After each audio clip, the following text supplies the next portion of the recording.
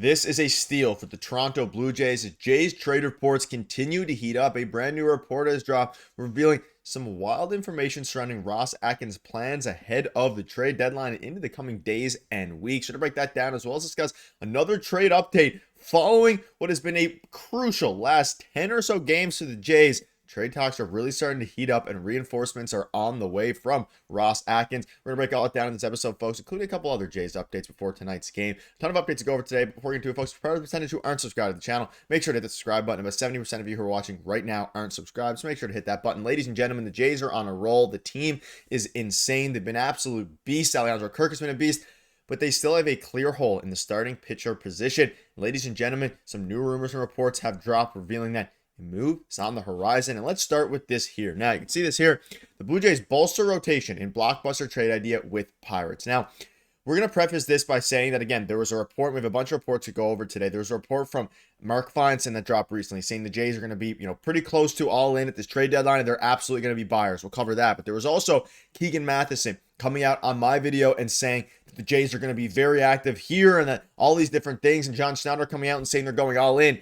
Mitch Keller is a name that keeps being brought up and makes a ton of sense. Now, you can see this here regarding the Pittsburgh Pirates side of the things. You can see this here. The Pirates have created, and this article, they go into some interesting details here. So they talk about, some of the youngsters that are on the Pirates team. And of course, too early to categorize the Pirates as non-contenders. It's not really too early for that now, but you can see this here. Bleacher Report's Kerry Miller, compiled a list of 8 players who could be surprise trade candidates, and one of those pitchers was Mitch Keller. In his 7th season with the Pirates, his ERA is 4.53 at the time of that article. We have some updated stats, gotten a bit better since this article was posted. He strikes out 8.9 hitters a game, and if you immediately scoffed and thought Pirates trading away one of the most valuable players would never be a surprise, you've got a point. Save for Paul Skeens and perhaps O'Neill Cruz, it wouldn't be shocking if the Pirates traded away anyone on their current roster. So according to this report, the Pirates are willing to trade, and we've even heard some reports recently about the Pirates trading guys like Paul Skeens and maybe O'Neill Cruz, though I don't think that's necessarily likely to happen. But everyone else is available, and Mitch Keller, who has control, is a fairly young, especially compared to what the Jays have, starting pitcher. This would be a move not only for the present, but for the future as well. And you can see here, Miller listed the Blue Jays as a team to watch if the Pirates make Keller available in trade discussions. Both Bassett and Scherzer will hit free agency this winter, while Kevin Gausman only has 1 year left on the deal. And he noted that about why the Jays are interested in the Pirates starter. But with so much money already tied up in Vladdy, Santander, Jimenez, Berríos, and more, trading for Keller at a known price point through 2028 has to be preferable to another winter of hoping for the best in free agency. And this makes all the sense in the world here because Mitch Keller is a very solid starting pitcher. He has been for a very long time. He's having his worst season in a while here, which we'll dive into the stats in a minute. But it makes so much sense. And if the Pirates are sellers like they clearly are, and like a lot of reports are saying, and they don't want to trade a guy like Paul Skeens or O'Neill Cruz, and they want to get a prospect back, maybe an MLB-ready prospect, third baseman, depending on what it is, then it could make some sense for them to trade Mitch Keller. And if he becomes available, with the Jays arguably having the biggest need for a starting pitcher out of any team, they're going to be attempting to be the highest bidder here. And this is, it makes a ton of sense because not only are you shoring up a starter spot for the rest of this year, and the earlier you get this done, the better, but you're also shoring up a starter spot for years to come, like into next year as well. Through 2028, you would have Mitch Keller locked up in free agency. And if somehow the Jays drop hopelessly out of contention before the trade deadline, not going to happen, it could be a good long-term play for the Blue Jays, wrote Miller. But if they're still hovering around 500 or so 3 months from now, even better. And I mean, they've obviously, since this article dropped, went on a bit of a hot streak over the last few games, last week or so. This is like the Jays are in a perfect spot and the perfect opportunity since their 8-game or 10 wins in the last 12 game streak to go out and get a guy like Mitch Keller. And it's very simple. You look at his stats here.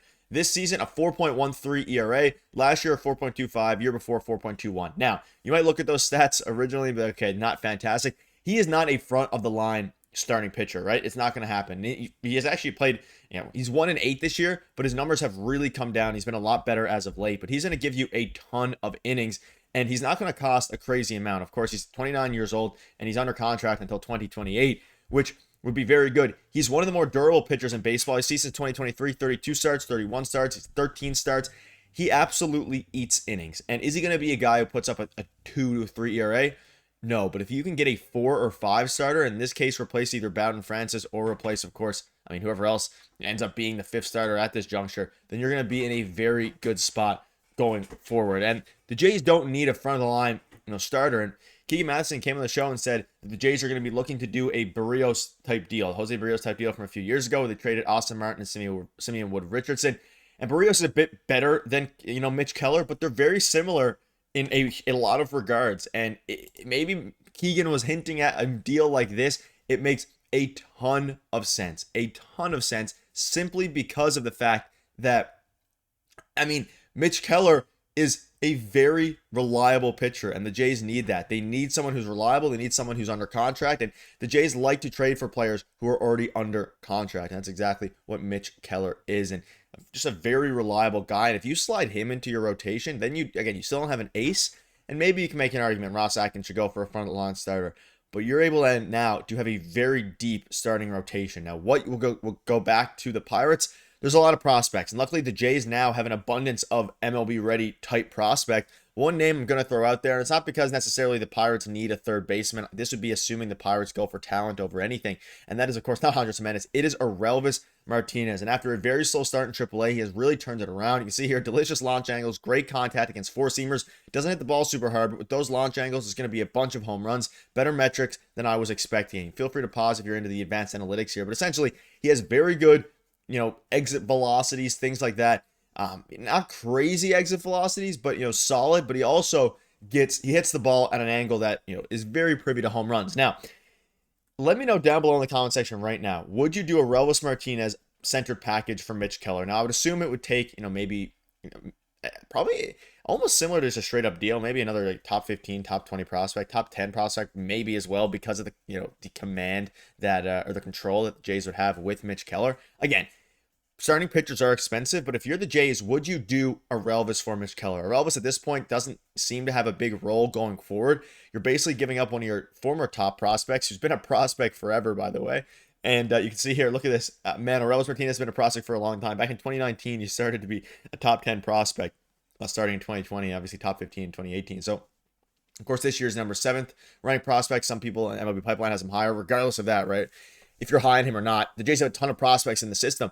Do you give up a unknown commodity for a known commodity in Mitch Keller and then really make a push for it this year? I think those are the type of deals with prospects that have been in the system for a while, like Aurelvis Martinez, that the Toronto Blue Jays are going to start considering now and going to start doing. Trading guys like Spencer Horwitz like they did in the offseason for win-now moves. And it's going to be very interesting to see. Again, Mark Feinsand said the Jays are on a buying track. They're definitely going to be buyers. And unless they have a colossal collapse over the next 2 to 3 weeks, they're going to be making moves, and Mitch Keller fits that bill perfectly. Let me know down below what your thoughts are. And things are going to peak up. You guys are beasts. Thank you guys for watching. See you later.